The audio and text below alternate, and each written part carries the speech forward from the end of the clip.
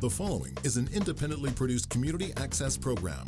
The viewpoints expressed are those of the community access producer and do not reflect those of Shaw Cable Systems. The program is presented in response to CRTC policy guidelines regulating community programming.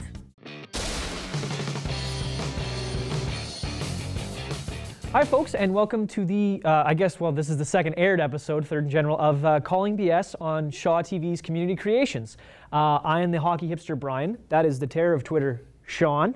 And what we do with this show, if you're new, is that we have a little timer chilling out in the bottom left corner, or bottom right corner, my left, your right. And it is set for 4 minutes. And so we will talk about 3 subjects every single week, 4 minutes apiece. And when that timer ends, we stop the discussion. So our topics this week is we're going to talk about the NHL trade deadline winners and losers, the 10th anniversary of the Steve Moore-Todd Bertuzzi incident, and the Bombers quarterback situation and what role Kevin Glenn could play in that. So with that, get started. Who are your winners and losers in this week's trade deadline, Sean?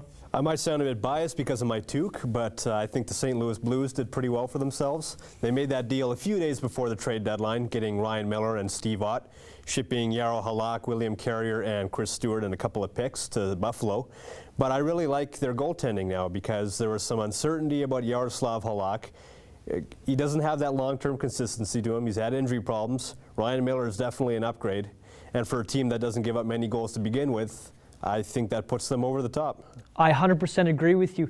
That trade really makes them the team to beat in the Western Conference. Now, obviously, you've still got Chicago and St. Louis, both, or Chicago and LA, both being incredibly strong teams. But with the showing that St. Louis had last year, and it was obvious that the one hump that they had was the LA Kings, that it is very important that they compete with the Kings on a goaltending level. And I think this does it. I think you're right. The St. Louis Blues are a winner. Yeah, I think that's what this deal is all about, too. Beating the Kings, the team that's knocked them out the last 2 years in the playoffs. And last year, too, the Blues controlled the majority of that first-round series.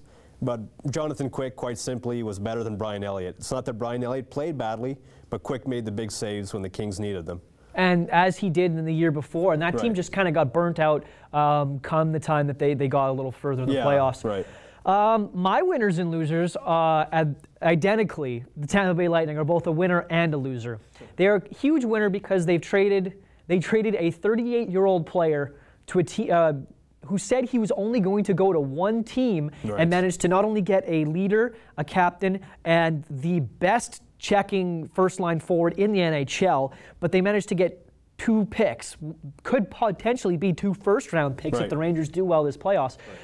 But they are also a loser because they lost their leading scorer this year, one of the best players in the NHL, their captain, their leader, and their role model for their franchise player, Martin St. Louis.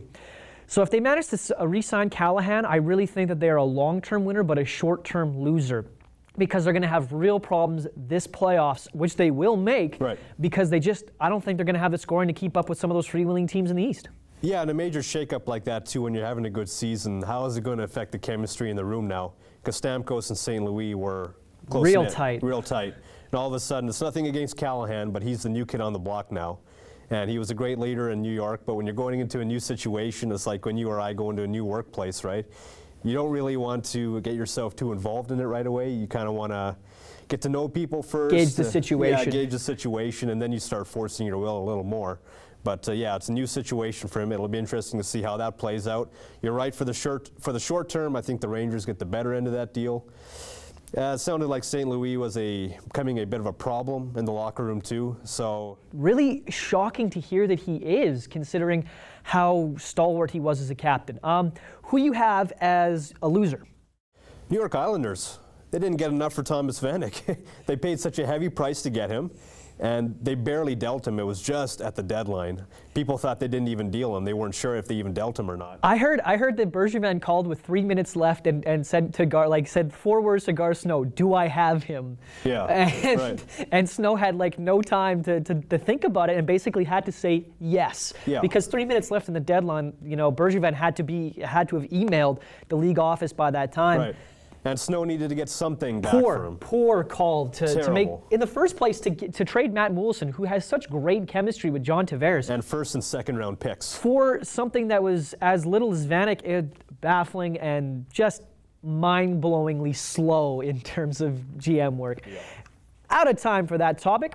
And moving on to our next topic, it is the 10th anniversary last week of the incident that occurred in between Colorado Avalanche player Steve Moore and, at the time, Vancouver Canucks captain, I believe.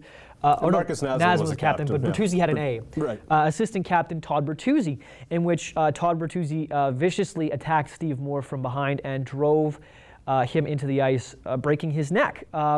Now, what kind of impact do you think, 10 years from the situation, what impact has that had on the league? I'm not sure if it's really had any impact whatsoever. I don't think guys still really fully respect each other. You haven't seen an incident quite that bad, but I mean, 10 years after the incident now, there's still no resolution to it. It hasn't even gone to court yet. It goes into court in September, more than 10 years after it's happened. I don't quite understand that, and I'm not sure if it's really had much of an impact on the NHL at all. Yeah, I can't say I disagree with you, and it's really sad that, you know, something that would be straight up a criminal offense outside of an NHL hockey rink. You know, I was thinking about it, and yes, what Moore did to Captain Marcus Naslund in the previous game in the season series, he threw the mother of all elbows. You want to talk about Pavel Bure throwing a mother of all elbows? Marcus Naslund got hit with a huge elbow from Moore. And so Mark Crawford got his team fired up to go ahead and do something about it. And so he egged his team on, and Bertuzzi kept tapping on the shoulder to go, and Moore wanted nothing to do with it. And I can't blame him. He's, much smaller than Todd Bertuzzi. And then Bertuzzi obviously got sick of it, sucker punched him, drove him on the ice, and a dog pile happened. The thing is, too, earlier in that game, Matt Cook got into a fight with Steve Moore. It was a fairly even fight. You would have thought that would have been the end of it, right? I would have thought so. You would have thought so, but Bertuzzi obviously didn't want to let it go. Possibly Mark Crawford didn't want to let it go. I think Crawford was probably a big part of it. Yeah, even though he's totally denying his role in it. But yeah, I'm sure he had something to do with it. And it's too bad for Steve Moore, because he was a typical Canadian kid, I'm sure. You know, growing up as Canadian kids, we all dream of being a hockey player, making it big in the NHL. And he had that same kind of dream, and it was, you know, a lot of people would argue he would have turned out to be a marginal player anyways, but that's not the point behind this. He had his dream, his livelihood taken away from him. And it's unfortunate because he's got nothing to show for it. Todd Bertuzzi has gone on to play several more years, made millions more dollars doing this, and Steve Moore has nothing to show for it. Everyone abandoned him after he got hurt. The Colorado Avalanche didn't give him a qualifying offer, so they cut him loose. The NHL seems to have forgotten about him. The NHLPA, which he was a member of, seems to have forgotten about him as well. Yeah, it's truly a bad situation, and it's sad to look back upon and see that there really nothing has happened. I think that should have been a groundbreaking, game-changing incident in which the NHLPA recognized how poor of a situation its players are in sometimes, and taken action for it. You know, they should have supported him 100% all the way through. This kind of play is the kind of thing that I believe doesn't have a place in hockey, and I advocate keeping fighting in hockey because I think it's a major part of it. But at the same time, I think you have to give sterner penalties for it, right? Because, you know, if 5 minutes in a fight to Todd Bertuzzi isn't anything, I think if, you know, a 10-minute misconduct as well as a 2-minute minor, I think is probably the proper penalty to be given for something like that. Yeah, I don't necessarily disagree with that. The sad thing is, too, public support seems to be more in favor of Todd Bertuzzi than Steve Moore, which I don't understand. But it's baffling. Yeah. Out of time for that. Moving on to our final topic of the final topic of the day, in which we talk about the Bombers quarterback situation and how if Kevin Glenn can fit into it. I very much think he would have a place here. The problem is the asking price that the Red Blacks are asking right now is the first-round pick, the second overall pick that the Bombers hold, which is too steep of a price, I think, to pay for a guy like that. But if there comes a time, I think the closer it gets to the season, I think the more he might be available. because they don't want to have him in the locker room. He's already stated he wants to be traded. He's not happy about his situation. He thought he was going to be the starter there. All of a sudden, Smiling Hank, Henry Burris became available when he was cut by Hamilton. They brought him in, paid him a ton of money. And Kevin Glenn is kind of the odd man out all of a sudden. He thought he would get another shot at being a #1 after sitting on the bench, coming off the bench in Calgary for the last little bit. The problem is I don't see him being a #1 anywhere else. The other options for him are here or BC. Yeah.